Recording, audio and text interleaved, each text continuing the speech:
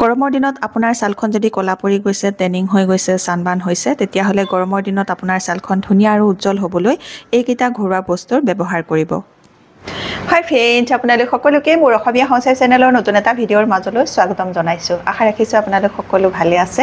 আজি মই আপোনালোকলৈ লৈ আহিছোঁ গৰমৰ দিনত মুখত লগাবৰ বাবে কেইটামান সাধাৰণ ঘৰুৱা বস্তু, যিকেইটা বস্তু আপোনালোকে মুখত লগালে আপোনালোকৰ ছালখন গৰমৰ দিনতো ধুনীয়া হৈ থাকিব, উজ্জ্বল হৈ থাকিব, বগা হ'ব আৰু আপোনালোকৰ ছালখন কোমল হ'বলৈ, নিমজ হ'বলৈ সহায় কৰিব। গৰমৰ দিনত আমাৰ ছালখনৰ যত্ন লোৱাটো বহুত বেছি জৰুৰী, কাৰণ বহুত বেছি প্ৰখৰ ৰ'দ। এই প্ৰখৰ ৰ'দ গৰমত ছালখন জ্বলা পোৰা কৰে, ৰঙা পৰি যায়, খুব বেছিকৈ ছালখন ঘামে আৰু খুব বেছিকৈ ছালখন ঘামি থকাৰ বাবে আমাৰ ছালখনৰ উজ্জ্বলতাও নাইকিয়া হৈ যায়। গতিকে গৰমৰ দিনত আমি আমাৰ ছালখনৰ যত্ন লোৱাটো অত্যন্ত আৱশ্যক। সেইকাৰণে আজি মই আপোনালোকলৈ লৈ আহিছোঁ গৰমৰ দিনত ছালৰ যত্ন ল'বৰ বাবে কেইটামান ঘৰুৱা সামগ্ৰী, যিকেইটা ঘৰুৱা সামগ্ৰীৰে আপুনি আপোনাৰ ছালখনৰ যত্ন ল'লে আপোনাৰ ছালখন উজ্জ্বল হৈ থাকিব, নিমজ হ'ব, কোমল হ'ব, বগা হ'ব আৰু আপোনালোকৰ ছালখন হাইড্ৰেট হৈ থাকিব আৰু গৰমতে আপোনালোকৰ ছালখন ক'লাও নপৰিব। এতিয়া মই ভিডিঅ'টো আৰম্ভ কৰিম। আৰম্ভ কৰাৰ আগতে আপোনালোকলৈ এটা ৰিকুৱেষ্ট আছিলে, আপোনালোকে যদি মোৰ এই ভিডিঅ'টো ভাল পায়, ভিডিঅ'টোত এটা লাইক কৰি দিব আৰু এতিয়ালৈকে যদি মোৰ অসমীয়া হাউচৱাইফ চেনেলটো ছাবস্ক্ৰাইব কৰি লোৱাই নাই, তেতিয়াহ'লে সোনকালে ছাবস্ক্ৰাইব কৰি ল'ব। গৰমৰ দিনত ছালখনৰ যত্ন ল'বৰ বাবে কেইটামান সাধাৰণ ঘৰুৱা সামগ্ৰীৰে আপোনালোকে ছালখনৰ যত্ন ল'ব পাৰে। এতিয়া মই আপোনালোকক সেই ঘৰুৱা সামগ্ৰীকেইটাৰ নাম ক'ম আৰু কেনেকৈ সেই সামগ্ৰীকেইটা ব্যৱহাৰ কৰিব লাগে সেইটো ক'ম। ভিডিঅ'টোৰ একেবাৰে শেষত মই আপোনালোকক খুব বঢ়িয়া এটা স্কাৰ্ফ তৈয়াৰ কৰি দেখুৱাম আৰু সেই স্কাৰ্ফটো যদি আপোনালোকে গৰমৰ দিনত সপ্তাহত দুদিনকৈ ব্যৱহাৰ কৰি থাকে, তেতিয়াহ'লে আপোনালোকৰ স্কিনখন খুব ধুনীয়া উজ্জ্বল হৈ থাকিব আৰু আপোনালোকৰ স্কিনখন নিমজ আৰু কোমল হৈ থাকিব। তে জানো আহক ঘৰুৱা কি সামগ্ৰীৰে গৰমৰ দিনত কেনেকৈ আমি আমাৰ ছালখনৰ যত্ন ল'ব পাৰোঁ। গৰমৰ দিনত মুখত লগাবৰ বাবে প্ৰথমবিধ ঘৰুৱা সামগ্ৰী হৈছে গোলাপ জল। গোলাপ জলটো আপোনালোকে টোনাৰ হিচাপে ব্যৱহাৰ কৰিব পাৰে। গোলাপ জল এটা নেচাৰেল টোনাৰ হয়। আপোনালোকে অকণমান গোলাপ জল কপাহৰ সহায়ত গোটেই মুখখনতে ভালকৈ লগাব। তেতিয়া আপোনালোকৰ স্কিনখন হাইড্ৰেট হৈ থাকিব, স্কিনখন সতেজ হ'ব, স্কিনত হোৱা জ্বলা পোৰা কমিব আৰু আপোনালোকৰ স্কিনৰ নোম ছিদ্ৰবোৰ টান কৰিবলৈ সহায় কৰিব। ইয়াৰ পাছত গৰমৰ দিনত মুখত লগাবৰ বাবে 2 নম্বৰ সামগ্ৰীবিধ হৈছে এল'ভেৰা জেল। এল'ভেৰা জেল আপোনালোকে ফেচ ৱাছ কৰাৰ পাছত মুখত লগাব পাৰে। এল'ভেৰা জেল মুখত লগালে আপোনালোকৰ ছালখনো ঠাণ্ডা কৰি ৰাখিব আৰু লগতে আপোনালোকৰ স্কিনখন উজ্জ্বল কৰিবলৈ, সতেজ কৰিবলৈ আৰু কোমল কৰি তুলিবলৈ সহায় কৰিব। যদি আপোনাৰ ছালখন তেলেতীয়া হয়, তেতিয়াহ'লে এল'ভেৰা জেলে আপোনালোকৰ ছালখনত ময়শ্চাৰাইজাৰৰ দৰে কাম কৰিব আৰু লগতে আপোনালোকৰ ছালখনো তেলেতীয়া নালাগিব। ইয়াৰ পাছত আপোনালোকে গৰমৰ দিনত ছালৰ যত্ন ল'বৰ বাবে 3 নম্বৰ সামগ্ৰীটো হৈছে তিয়ঁহ।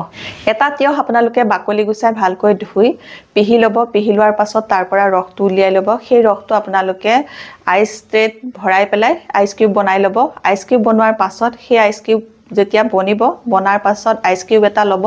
এখন ৰুমালত আইচ কিউবটো মেৰিয়াই ল'ব। লোৱাৰ পাছত আপোনালোকে সেই আইচ কিউবটোৰ সৈতে এনেকৈ স্কিনখনত মাছাজ কৰিব।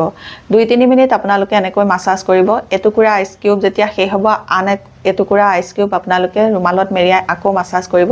এনেকৈ আপোনালোকে তিয়ঁহৰ ৰসেৰে আইচ কিউব বনাই মুখত লগাব। এনেকৈ আইচ কিউব বনাই যদি তিয়ঁহৰ ৰস ব্যৱহাৰ কৰে, তেতিয়াহ'লে আপোনালোকৰ স্কিনখন ঠাণ্ডা কৰি ৰাখিব আৰু স্কিনখন জ্বলা পোৰাও নকৰিব, স্কিনখন ৰঙা পৰি নাযাব। স্কিনত যদি ছানবাৰ্ণ হৈছে, ক'লা দাগ পৰিছে, সেইবোৰ দূৰ কৰিবলৈও সহায় কৰিব। স্কিনখন হাইড্ৰেট কৰি ৰাখিব, সতেজ কৰিব, উজ্জ্বল হ'বলৈ, কোমল কৰি তুলিবলৈ সহায় কৰিব। ইয়াৰ পাছত গৰমৰ দিনত মুখত লগাবৰ বাবে 4 নম্বৰ সামগ্ৰীবিধ হৈছে কেঁচা গাখীৰ। কেঁচা গাখীৰত লেক্টিক এচিড থাকে। আমাৰ স্কিনত যদি কেঁচা গাখীৰ লগাওঁ, তেতিয়াহ'লে আমাৰ স্কিনত থকা যিবোৰ ডেড স্কিন চেল, মৃত ছাল, সেই মৃত ছালবোৰ দূৰ কৰাত সহায় কৰিব আৰু আমাৰ স্কিনখন এক্সফলিয়েট কৰাত সহায় কৰিব। ইয়াৰ ফলত আমাৰ ছালখন উজ্জ্বল হৈ পৰিব আৰু আমাৰ ছালখন ময়শ্চাৰাইজ কৰি ৰখাটো সহায় কৰিব। ইয়াৰ পাছত গৰমৰ দিনত ছালৰ যত্ন ল'বৰ বাবে সকলোতকৈ ইম্পৰ্টেণ্ট বস্তুটো হৈছে ছানস্ক্ৰীন। ছানস্ক্ৰীন আপোনালোকে গৰমৰ দিনত ব্যৱহাৰ নকৰাকৈ কেতিয়াও নাথাকিব। ছানস্ক্ৰীন যদি আপোনালোকে গৰমৰ দিনত নলগায় বা গৰমৰ দিনত ছানস্ক্ৰীন নলগোৱাকৈ ঘৰৰ পৰা বাহিৰলৈ ওলাই যায়, তেতিয়াহ'লে আপোনালোকৰ স্কিনখনত সোনকালে ছানবাৰ্ণ হ'ব আৰু বেছিকৈ ছানবাৰ্ণ হৈ থাকিলে আপোনালোকৰ ছালখনত চকলকৈ পিগমেণ্টেশ্যন পৰিব, হাইপাৰ পিগমেণ্টেশ্যনৰ আৰম্ভ হ'ব।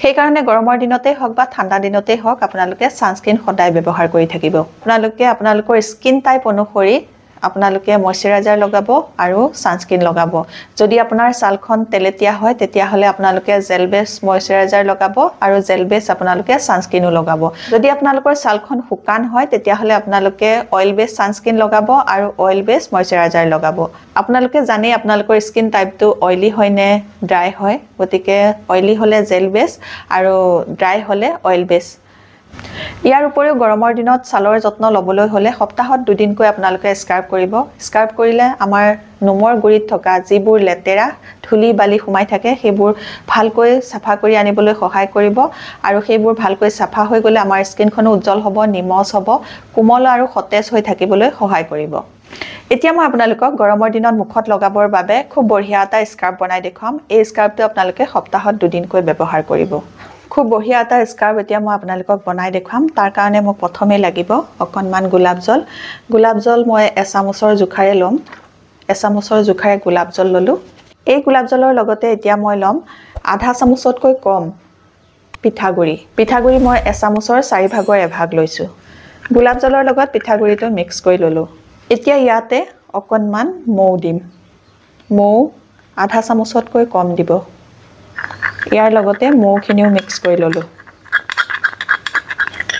অকণমান পনীয়া কৰিব ডাঠ নকৰিব এনেকৈ পনীয়া কৰিব এতিয়া ইয়াৰ লগতে অকণমান মই নেমু ৰস দিম নেমু ৰসো দিব পাৰে আপোনালোকে নহ'লে বিলাহী ৰসো দিব পাৰে নেমু ৰস দিলে বেছি ভালকৈ চাফা হ'ব সেইকাৰণে মই নেমু ৰস 6-7 টোপাল মানৰ জোখাৰে ইয়াতে মিক্স কৰিছোঁ চাৰিবিধ বস্তু এতিয়া মই ভালকৈ মিক্স কৰি লৈছোঁ এয়া এনেকৈ পনীয়া কৰিব পনীয়া কৰিলে মুখত লগাবলৈ সুবিধা হ'ব ভাল হ'ব এতিয়া এইটো মুখত লগাইছোঁ এই স্ক্ৰাবটোৱে আপোনাৰ ছালৰ গুৰিত থকা বা নোমৰ গুৰিত যিবোৰ লেতেৰা সোমাই আছে ধূলি বালি যিবোৰ পলিউশ্যন সোমাই আছে সেইবোৰ চাফা কৰি আনিবলৈ সহায় কৰিব আৰু স্কিনত যদি ডেড স্কিন চেল জমা হৈ আছে বা মৃত ছালবোৰ স্কিনত বা শুকান ছালবোৰ জমা হৈ আছে সেই ছালবোৰ দূৰ কৰিবলৈ সহায় কৰিব আৰু সেই লেতেৰাবোৰ মৃত ছালবোৰ যেতিয়া স্কিনৰ পৰা দূৰ হ'ব আপোনালোকৰ স্কিনখন উজ্জ্বল হৈ পৰিব সতেজ হ'ব স্ক্ৰাবটো লগাই লোৱাৰ পাছত আপোনালোকে স্কিনখন 3 পৰা 4 মিনিট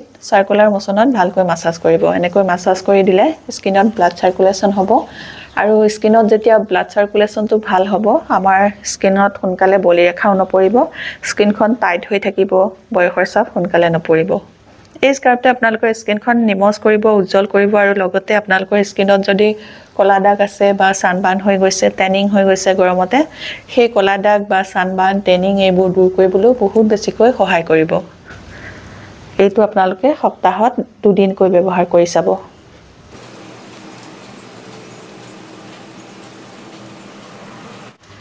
এনেকৈ 2-3 মিনিট মাসাজ কৰি ল'ব মাসাজ কৰি লোৱাৰ পাছত আপোনালোকে ঠাণ্ডা পানীৰে মুখখন ধুই দিব মুখখন ধোৱাৰ পাছত আপোনালোকে অকণমান গোলাপ জল মুখত প্ৰথমতে লগাই ল'ব মুখত গোলাপ জল লগাই লোৱাৰ পাছত আপোনালোকে অকণমান এলোভেৰা জেল মুখত লগাব এনেকৈ আপোনালোকে স্কিনখনৰ গৰমৰ দিনত যত্ন ল'ব আপোনালোকৰ মুখৰ কলা দাগো দূৰ হ'ব আৰু লগতে আপোনালোকৰ স্কিনখন উজ্জ্বল হ'বলৈ সতেজ হৈ থাকিবলৈ নিমজ হ'বলৈ বহুত বেছিকৈ সহায় কৰিব আজিৰ এই ভিডিঅ'টোত মই আপোনালোকক গৰমৰ দিনত ছালৰ যত্ন কেনেকৈ কি বস্তুৰে ল'ব লাগে সেই বিষয়ে ক'লো আপোনালোকে নিশ্চয় ভাল পালে আজিৰ এই ভিডিঅ'টো যদি আপোনালোকে ভাল পাইছে তেতিয়াহ'লে মোৰ ভিডিঅ'টোত এটা লাইক কৰিব মোৰ চেনেলটো আপোনালোকে সাবস্ক্ৰাইব কৰি ল'ব আৰু আপোনালোকৰ ফ্ৰেণ্ডৰ লগতো এই ভিডিঅ'টো শ্বেয়াৰ কৰি দিব নতুন এটা ভিডিঅ'ৰ সৈতে নতুন এটা বেলেগ টিপছৰ সৈতে আপোনালোকৰ মাজলৈ মই আকৌ আহিম তেতিয়ালৈকে নমস্কাৰ আজিলৈ আহোঁ